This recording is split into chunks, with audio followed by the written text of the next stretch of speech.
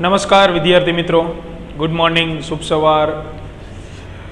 તો આજે આપણે ધોરણ 11 ભૌતિક વિજ્ઞાન ફિઝિક્સ એની શરૂઆત કરશું. બરાબર, ધીમે ધીમે અલગ અલગ ચેપ્ટર જે છે એ આપણે ભણતા જશું. દરેક બાળકોનું સ્વાગત છે ઝૂમ લેક્ચરની અંદર. હવે ઉપર છેલ્લી પહેલાં એક માહિતી તમને આપી દઉં કે આપણે છે લેક્ચર પૂર્ણ થશે એટલે બોર્ડ વર્ક તમને જે મોકલવામાં આવે એનો તમારે ફરજિયાત ફેરબુક બનાવવાની રહેશે. પાકો ચોપડો જે છે એ બનાવવાનો, જે પરીક્ષા દરમિયાન તમારે કામમાં આવશે. બીજા કોઈ મટીરિયલ ખરીદવાની તમારે જરૂર નહીં પડે. ખાલી એક ટેક્સ્ટ બુક અને આપણે જે લખાવીએ એની ફેરબુક, બે જ વસ્તુઓ તમારી પાસે રાખવાની છે. તો આપણે ભૌતિક વિજ્ઞાનની વાત કરીએ તો ધોરણ 11માં ભૌતિક વિજ્ઞાનના ટોટલ 15 ચેપ્ટર આવશે. બરાબર છે. આ 15 ચેપ્ટરમાં બે ભાગ આવશે, 1 થી 8 ચેપ્ટર ભાગ 1 અને 9 થી 15 ચેપ્ટર ભાગ 2. એનસીઈઆરટીની બુકમાં આપણે જોઈએ તો બે પ્રકારના સ્વાધ્યાય આવશે, એક રેગ્યુલર સ્વાધ્યાય અને બીજું વધારાનું સ્વાધ્યાય. તો વધારાનું સ્વાધ્યાય જે છે એ પ્રેક્ટિસ માટે હશે. પ્રેક્ટિસ એટલે કે JEE અને નીટની પ્રેક્ટિસ માટે. તો એને આપણે ફેરબુકમાં નહીં લખાવીએ. રેગ્યુલર સ્વાધ્યાયના જે પણ દાખલાઓ વ્યવસ્થિત ગણવા લાયક હશે એ બધા દાખલાઓ આપણે ફેરબુકમાં લખાવશું. બરાબર. એ સિવાય સૂત્ર તારવણી, થિયરી, એ બધી બાબતો ફેરબુકની અંદર આવી જશે. ટોટલ આ 15 ચેપ્ટર જે છે એ આપણે ભૌતિક વિજ્ઞાન એટલે કે ફિઝિક્સની અંદર ભણવાના થશે. બીજી બાબત કે ક્રમમાં આપણે ચેપ્ટર જેમ જેમ પૂરા થતા જાય એમ એનું JEE અને નીટ જે છે એ જોડે જોડે લેતા જશું.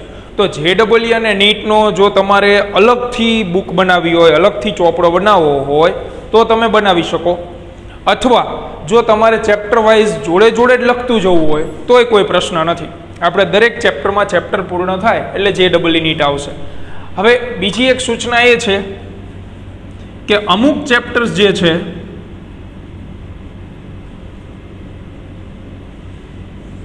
એમાં JEE નીટ નહીં આવે, કારણ કે દરેક ચેપ્ટરમાં એટલો બહોળો કન્ટેન્ટ હોતો નથી.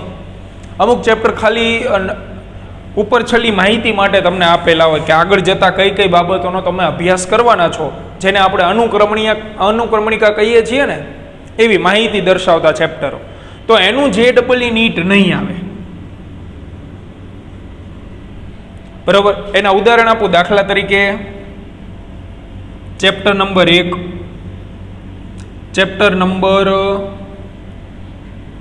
13, આ બે ચેપ્ટર જે છે એનું JEE નીટ બહુ રેર કેસમાં આવે. રેર કેસ એટલે કે 13મું ચેપ્ટર આખું તમારે કેમેસ્ટ્રીમાં ડિટેલમાં ભણવામાં આવશે. 13મા ચેપ્ટરનું નામ છે વાયુનો ગતિવાદ. એ તમારે કેમેસ્ટ્રીમાં બહુ ડિટેલમાં ભણવાનું આવશે. એટલે ફિઝિક્સમાં તમને ખાલી વાયુના ગતિવાદમાં 3-4 નિયમો જ આપેલા છે, તો એ કેમેસ્ટ્રીમાં બહુ વ્યવસ્થિત ભણશો. ચેપ્ટર નંબર 1ની આપણે વાત કરીએ તો ચેપ્ટર નંબર 1 ફિઝિક્સનું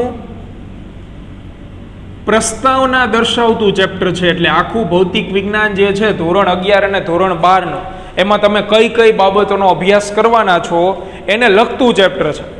એટલે ચેપ્ટર નંબર 1 જે છે એમાં આપણે JEE નીટ નહીં કરીએ. બરોબર, ધ્યાન રાખજો. ચેપ્ટર નંબર 1 હમણાં આપણે શરૂ કરશું ને, ભૌતિક જગત. તો એમાં ભૌતિક જગતમાં શું આવે કે ફિઝિક્સનો વ્યવહારિક રીતે ઉપયોગ ક્યાં થાય છે, કઈ રીતે ભૌતિક વિજ્ઞાન સાથે આપણું જીવન સંકળાયેલું છે, એવી બધી પ્રાથમિક ચર્ચાઓ આવશે. અને ધોરણ 12માં તમે કયા કયા ટોપિક ભણશો, ધોરણ 11માં શેને લગતા ટોપિક ભણશો, એ બધી ચર્ચા પહેલા નંબરના ચેપ્ટરમાં આવે. તો પહેલું ચેપ્ટર તો શરૂ કરતા વેત જ પૂરું થઈ જશે થોડાક દિવસોમાં. 2-4 કે 5 લેક્ચરમાં ચેપ્ટર 1 પૂરું થઈ જશે. એનું JEE નીટ નહીં આવે. બરોબર છે, એ ધ્યાનમાં રાખવું. કારણ કે મેં કીધું એમ ચેપ્ટર નંબર 1 જે છે એ માત્ર માહિતી દર્શાવતું ચેપ્ટર છે. બાકી દરેક ચેપ્ટરમાં આપણે બહુ ડિટેલમાં અભ્યાસ કરશું, જે આગળ જતાં તમારે કોઈ પણ કોમ્પિટિટિવ પરીક્ષામાં કામમાં આવશે. તો આ આપણા ફિઝિક્સની માહિતી થઈ ગઈ. ધોરણ 11માં ટોટલ 15 ચેપ્ટર છે અને ધોરણ 12માં ટોટલ 14 ચેપ્ટર છે. એટલે 11 અને 12ના ટોટલ થઈને 29 ચેપ્ટર્સ જે છે એ આપણે ભણવાના રહેશે. એમાંથી મેં કીધું એમ આવી રીતે અમુક ચેપ્ટર નીકળી જતા હશે. તો શરૂઆત કરીએ ચેપ્ટર નંબર 1 થી. બરાબર?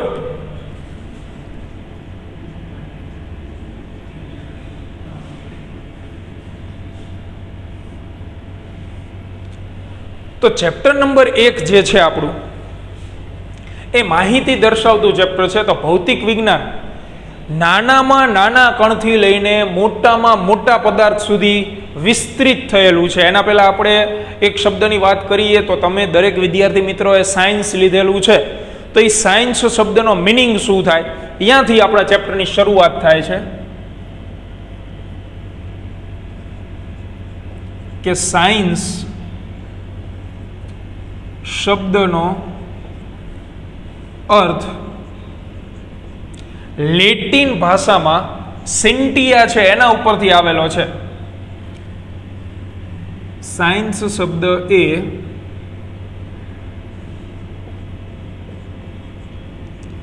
લેટિન ભાષાના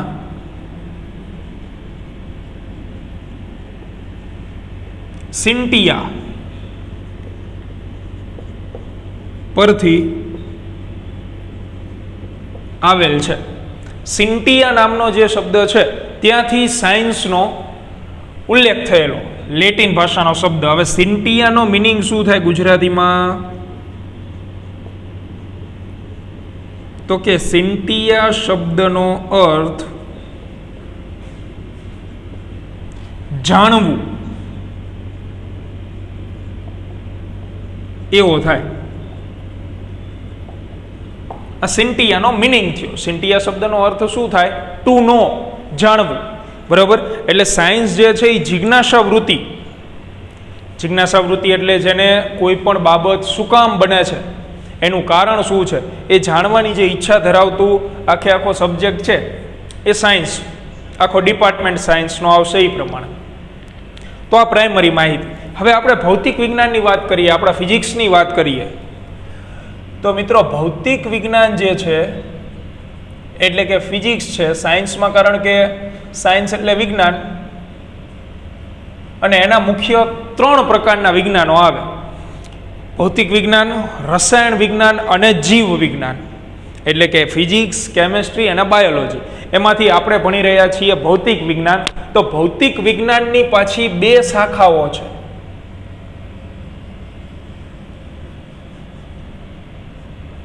પહેલી શાખા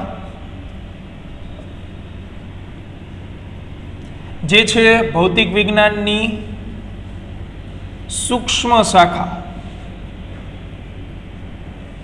કઈ શાખા કહેવાય એને? સૂક્ષ્મ શાખા. સૂક્ષ્મ શાખા શું કામ કહેવામાં આવે છે? તો કે સૂક્ષ્મ શાખા જે છે ભૌતિક વિજ્ઞાનની, એની અંદર કઈ કઈ બાબતોનો આપણે અભ્યાસ કરીશું?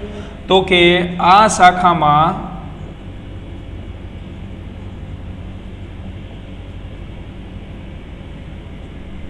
પદાર્થનું બંધારણ, એટલે કે કોઈ પણ પદાર્થ શેનો બનેલો છે. પછી તમને ખબર છે કોઈ પણ પદાર્થ જે છે એ નાના નાના કણનો બનેલો હોય. કણ શેના બનેલા હોય? તો અણુના. અણુ શેના હોય? પરમાણુના. પરમાણુ શેના હોય? તો કે ઇલેક્ટ્રોન્સ અને પ્રોટોન્સના. એવી બધી બાબતોની ચર્ચા સૂક્ષ્મ શાખામાં આવે. પદાર્થનું બંધારણ, ઇલેક્ટ્રોન અને પ્રોટોન વિશેનો અભ્યાસ, અથવા તમે કહી શકો અણુ પરમાણુનું માપન. આ બધી ચર્ચાઓ, બધો અભ્યાસ જે છે એ સૂક્ષ્મ શાખામાં આવે. બરોબર?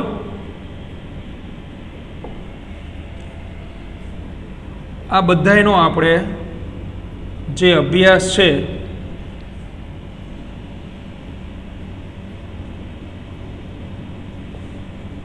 એ સૂક્ષ્મ શાખામાં કરવામાં આવે છે. ટૂંકમાં સાવ સાદી ગુજરાતી ભાષામાં કહેવામાં આવે તો નાની નાની વાતોનો અભ્યાસ જે છે એ સૂક્ષ્મ શાખામાં આવે.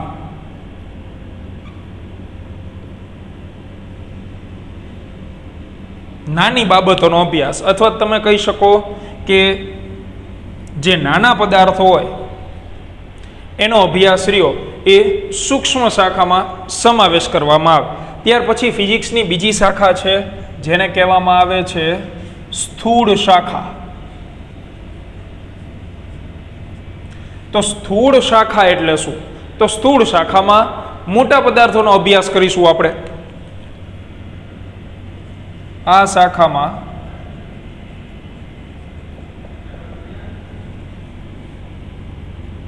ગ્રહોની ગતિ,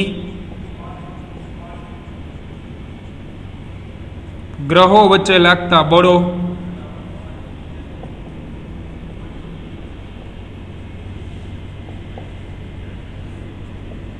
સૂર્યની ઉર્જા વગેરે. એટલે ટૂંકમાં બહુ મોટા પદાર્થો સાથે કોઈ અભ્યાસ સંકળાયેલો હોય તો એ બધા અભ્યાસની માહિતી કઈ શાખામાં ગણાય? સ્થૂળ શાખામાં ગણાય. વગેરેનો અભ્યાસ કરવામાં આવે છે.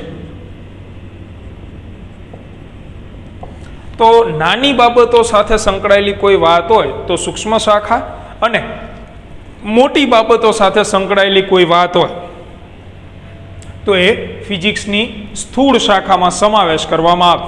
ચાલો ત્યાંથી આગળ વધીએ આપણે. તો ત્યાર પછી આપણે હવે ભણવાનું છે ચેપ્ટર નંબર 1માં મૂળભૂત બળો વિશે.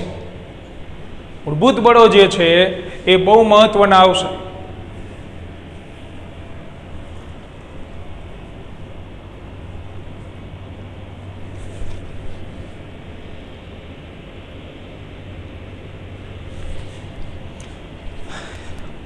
સરસ, ચાલો હવે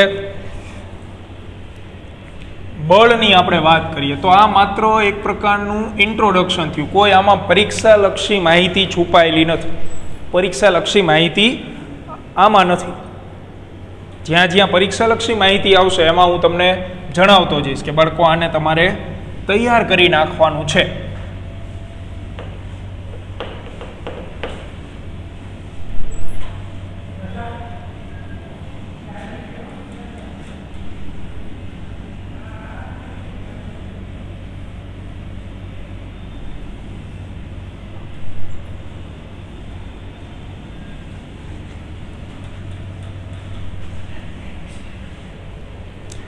ચાલો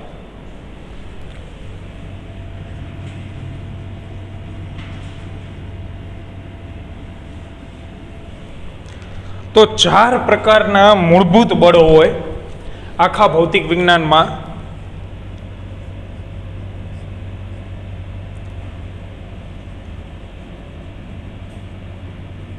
વ્યાવહારિક રીતે તો ઘણા બળો જોવા મળે. જીવનમાં જોવા મળે ને ઘણા બધા બળ. કર્ષણ બળ છે, પછી કોઈ પણ વજન બળ છે, એવા ઘણા બધા બળ તમે વ્યાવહારિક રીતે અનુભવ કરી શકતા હોય. પણ મૂળભૂત બળ કે જે પાયામાં રહેલા છે ફિઝિક્સના, પરંતુ મૂળભૂત બળો 4 છે જે દરેક જગ્યાએ પાયામાં રહેલા હોય. બરાબર? એમાંથી સૌથી પહેલું છે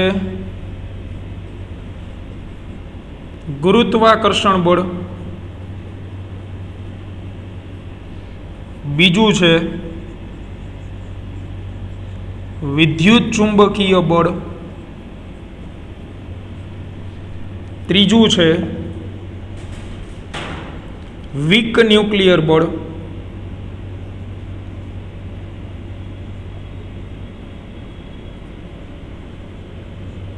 અને ચોથું છે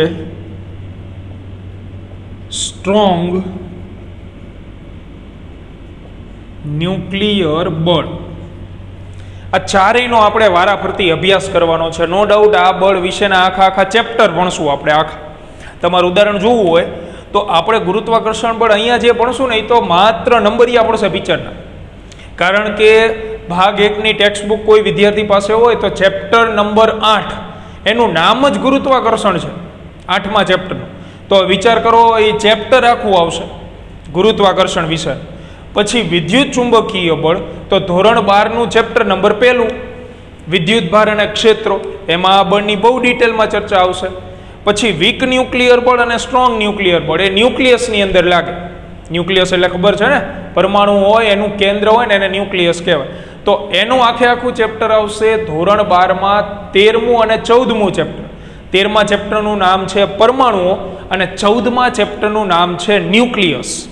એટલે આ બાળકો આપણે જે અત્યારે ભણશું એ માત્ર ને માત્ર ઉપર છલ્લી જ માહિતી હશે. બરાબર છે. આના વિશે બહુ ડિટેલમાં અભ્યાસ કરવાનો આપણે આવશે. આખા ચેપ્ટર આવશે, તેમાં ડિટેલમાં આવશે ક્યાંથી એની ઉત્પત્તિ થઈ, કયા વૈજ્ઞાનિકે શોધ્યું, કઈ રીતે શોધવામાં આવે છે, શેના લીધે બળ લાગે છે, બધી ડિટેલમાં અભ્યાસ કરવાનો છે. અત્યારે આપણે ભણાવશું એ માત્ર કેવી માહિતી હશે, ઉપર છલ્લી. તો શરૂઆત કરીએ સૌથી પહેલા અને આપણા મહત્વના બળ વિશે. ગુરુત્વાકર્ષણ બળ.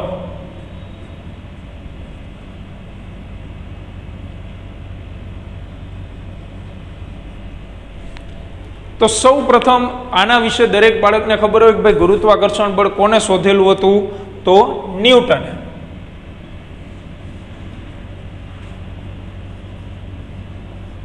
આ બળની શોધ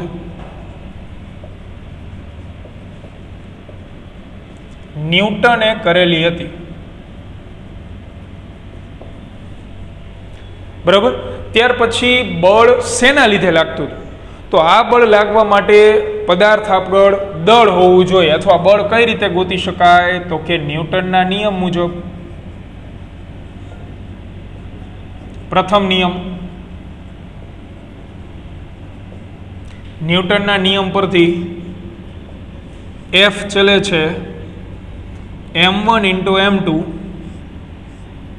અપોન r². આવું હતું. આના ઉપરથી તમે વિધાન લખી શકો કે બે પદાર્થો વચ્ચે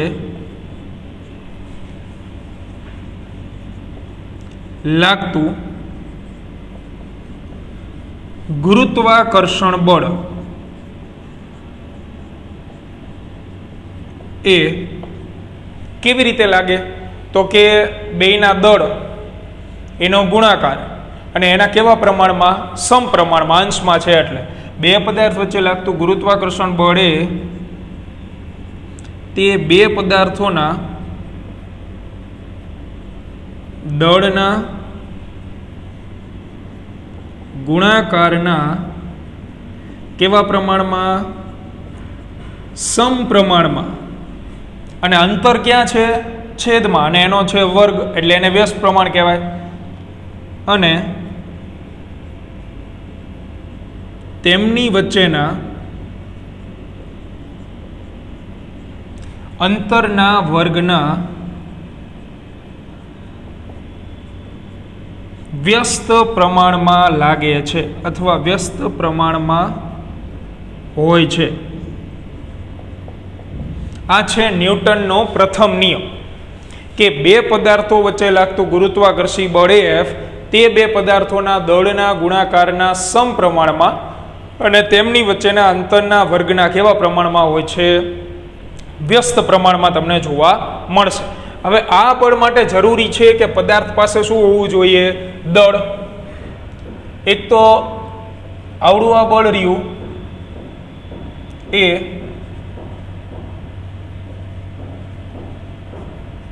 દળના લીધે લાગે છે.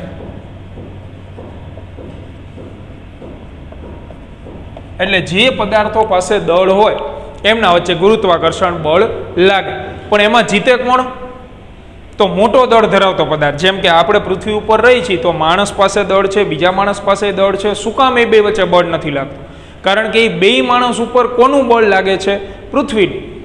સૌથી વધારે દળદાર તો કોણ કહેવાય? પૃથ્વી કહેવાય. તમે કોઈ પણ પદાર્થનો ઉપર ઘા કરો તો પાછો શું કામ આવી જાય છે? કારણ કે પૃથ્વી એના ઉપર ગુરુત્વાકર્ષણ બળ લગાડે છે. એટલે દળના લીધે આવડું આ બળ લાગે. બીજું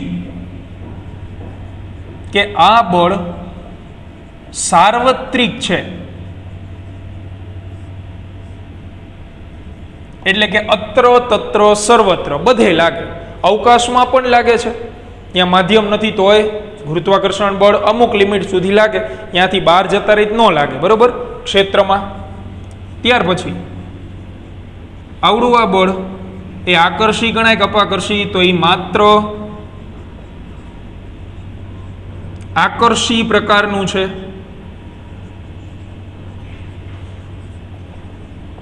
ગુરુત્વાકર્ષણ બળ માત્ર કેવા પ્રકારનું છે?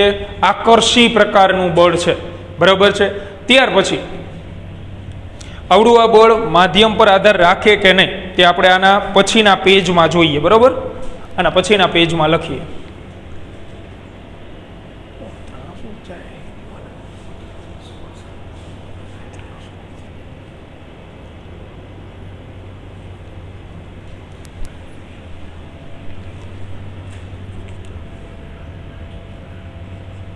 ત્યાર પછી આમાં થોડી ઘણી બીજી માહિતી આપણે ઉમેરીએ કે ગુરુત્વાકર્ષણ બળમાં બીજું શું તમને જોવા મળશે.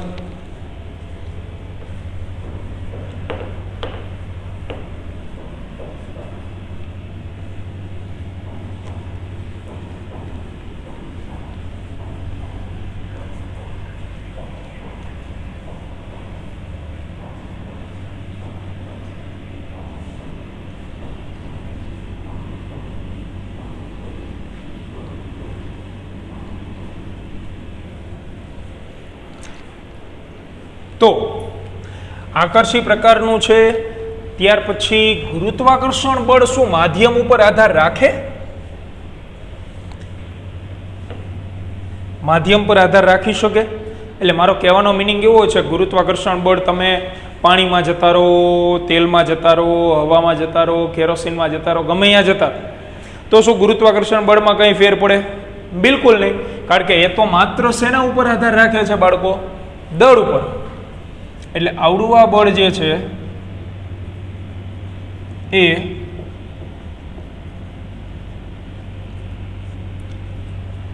માધ્યમ પર આધારિત નથી. ટૂંકમાં માધ્યમ બદલાય તો ગુરુત્વાકર્ષણ બળને કોઈ ફેર ન પડે. શૂન્ય અવકાશમાં લાગે છે, ત્યાં કોઈ માધ્યમ નથી, તેમ છતાં લાગે છે, અને પૃથ્વી ઉપર એ લાગે જ છે. ત્યાર પછી આ બળ ગુરુઅંતરીય છે.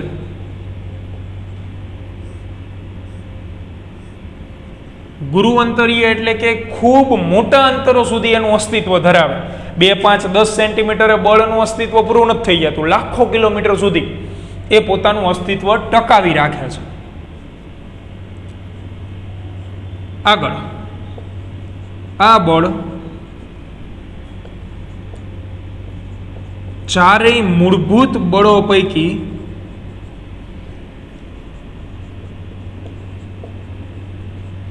નબળામાં નબળું બળ છે.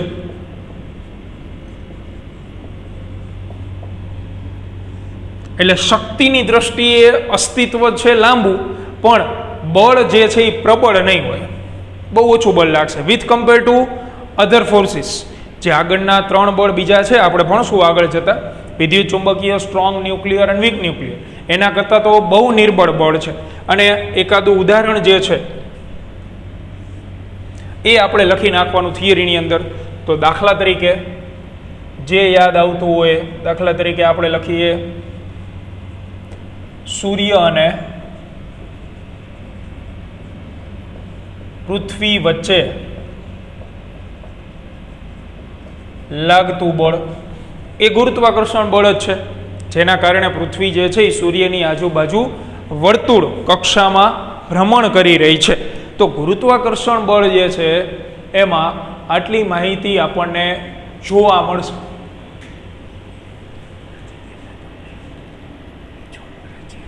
બરોબર. હવે ગુરુત્વાકર્ષણ બળ જે છે એ આ પ્રકારનું અલગ અલગ માહિતીઓને અનુરૂપ બળ આપણને જોવા મળશે.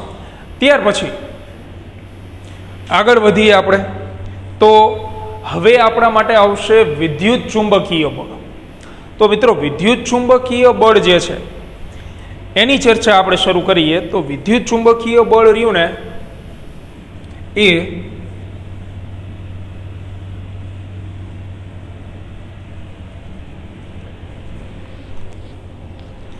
વિદ્યુતની અસરના લીધે લાગશે. વિદ્યુત ચુંબકીય બળ વિદ્યુતની અસરના લીધે તમને જોવા મળશે. આપણે ગુરુત્વાકર્ષણ બળ સાથે જ એની કમ્પેરિઝન કરતી જવાની છે, એટલે ઓટોમેટિક વિદ્યુત ચુંબકીય બળ આપણને આવડી જશે. તો વિદ્યુત ચુંબકીય બળની આપણે વાત કરીએ.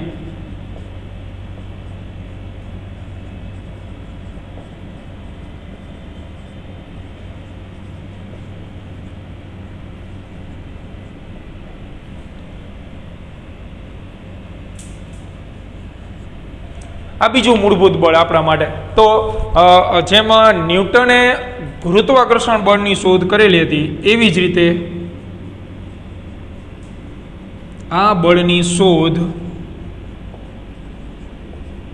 કુલંબ નામના વૈજ્ઞાનિકે કરેલી હતી.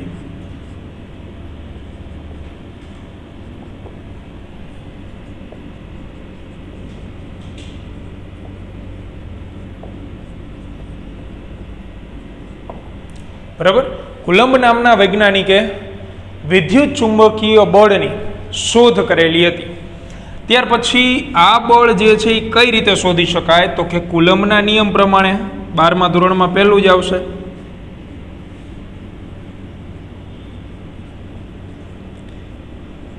તો જેમ ન્યૂટનનું સૂત્ર હતું, એવી જ રીતે કુલંબનું સૂત્ર છે ને એ આવું છે. જો F ચલે છે Q1 × Q2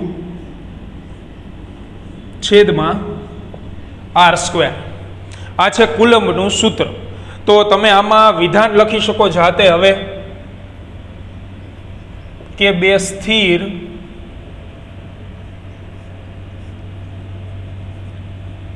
વિદ્યુત ભારો વચ્ચે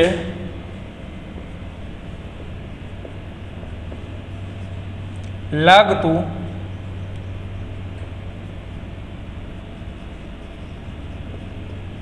વિદ્યુત ચુંબકીય બળ. જો સ્થિર શબ્દ લખવો જરૂરી છે. બે વિદ્યુત ભાર ગતિમાં હશે ને તો બે વચ્ચેનું અંતર બદલાશે. એટલે બે સ્થિર વિદ્યુત ભારો વચ્ચે લાગતું વિદ્યુત ચુંબકીય બળ, અમુક વખત એને કહેવામાં આવે છે કુલંબ બળ. એ તો શું લખશું એના વિશે આપણે, તો કે તે વિદ્યુત ભારોના મૂલ્યના ગુણાકારના સમપ્રમાણમાં. આ બે વિદ્યુત ભારનું મૂલ્ય છે Q1 અને Q2, અને એ બેનો પાછો શું છે, ગુણાકાર છે. એના કેવા પ્રમાણમાં, સમપ્રમાણમાં. એ તે બે વિદ્યુત ભારોના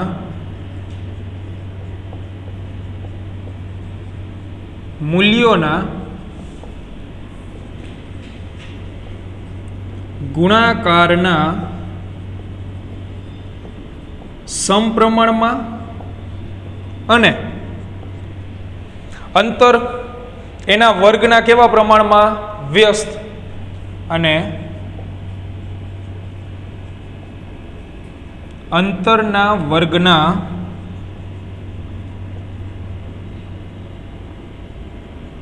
વ્યસ્ત પ્રમાણમાં હોય છે.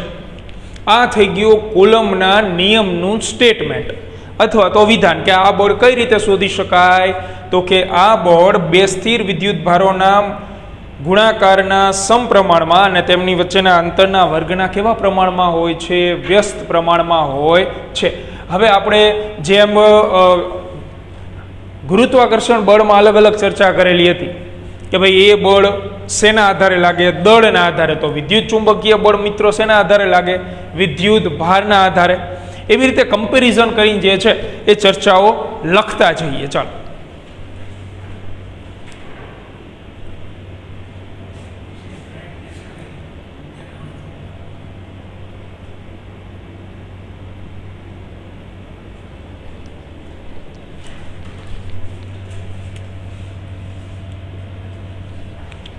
તો લખતા જઈએ આપણે આગળ ચર્ચાઓ એની કે ભાઈ શેના લીધે આ બળ લાગશે.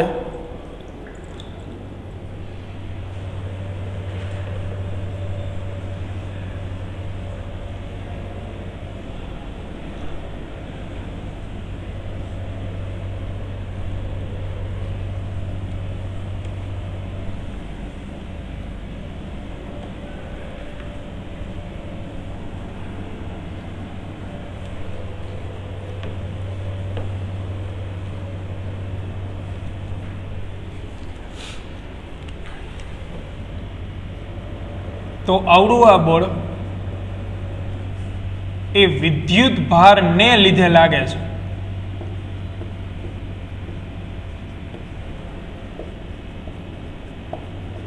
જેમ ગુરુત્વાકર્ષણ બળ શેના લીધે હતું? દળને લીધે. એવી રીતે આ બળ વિદ્યુત ભારને લીધે તમને જોવા મળશે. બીજું કે ગુરુત્વાકર્ષણ બળ સાર્વત્રિક હતું, એમાં સાર્વત્રિક નહીં હોય, કારણ કે જીવનમાં અથવા દરેક જગ્યાએ વિદ્યુત ભાર હોય એવું જરૂરી નથી. લાકડું તો વિદ્યુત ભાર નથી, પ્લાસ્ટિક તો વિદ્યુત ભાર નથી, પણ અહીંયા ગુરુત્વાકર્ષણ બળ હશે પણ વિદ્યુત ચુંબકીય બળ હોય નહીં, એટલે સાર્વત્રિક તો ન કહેવાય. આગળ પ્રકાર, તો વિદ્યુત ભારોના બે પ્રકાર હોય.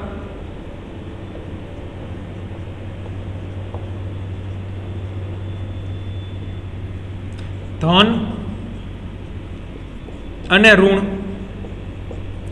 એના લીધે બળના પણ બે પ્રકાર થઈ ગયા. તેથી વિદ્યુત ચુંબકીય બળ બે પ્રકારનું હોય.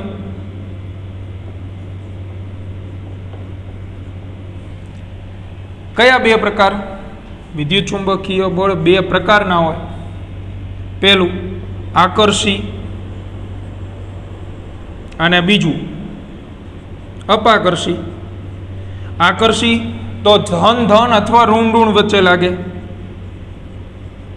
ધન ધન કે ઋણ અને ઋણ વચ્ચે જો બળ લાગતું હોય તો એ ફરજિયાત અપાકર્ષી પ્રકારનું છે. હા, બરોબર. અને જો ધન વિદ્યુત ભાર અને ઋણ વિદ્યુત ભાર વચ્ચે લાગે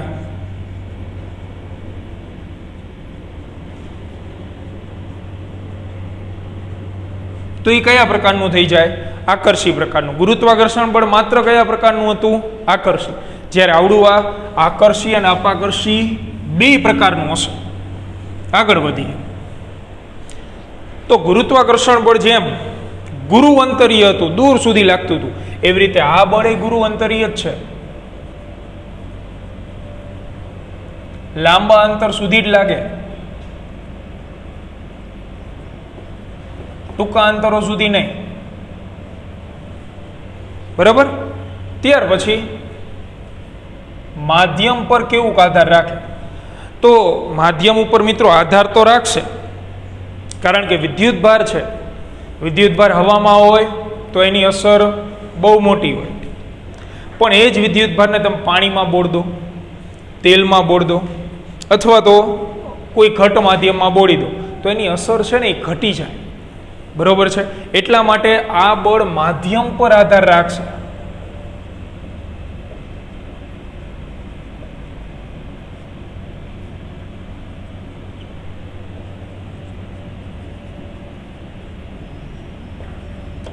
ગુરુત્વાકર્ષણ બળ નતું, આ રાખશે, માધ્યમ ઉપર આધાર રાખશે.